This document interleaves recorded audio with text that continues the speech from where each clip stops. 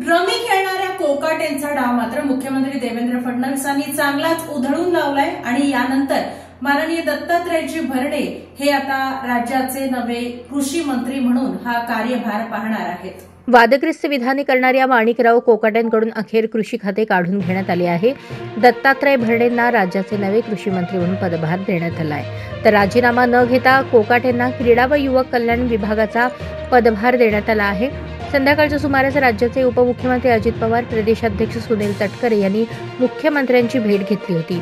या बैठकीत कोकाटेंकडील कृषी खाते काढून घेण्याबाबत सविस्तर चर्चा करण्यात आली। त्यानंतर रात्री उशिरा कोकाटेंचा राजीनामा न घेता त्यांच्याकडील कृषी खाते काढून घेत त्यांना भरणेंकडील खात्याचे मंत्री बनवण्यात आले। याबाबत शासन अधिसूचना देखील जारी करण्यात आली आहे।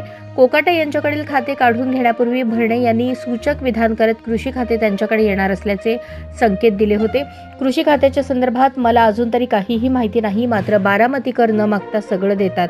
मला कारखान्यात, जिल्हा परिषद, आमदारकी आणि मंत्रिमंडळात न मागता संधी दिली, त्यामुळे कोण काय करतं हे वरिष्ठांना सगळं माहिती असतं, असं भरणे म्हणाले होते। 2 दिवसांपूर्वी मंत्रिमंडळ बैठकीत राज्याचे मुख्यमंत्री फडणवीस यांनी सर्व मंत्र्यांना धारेवर धरत त्यांचे कान टोचले।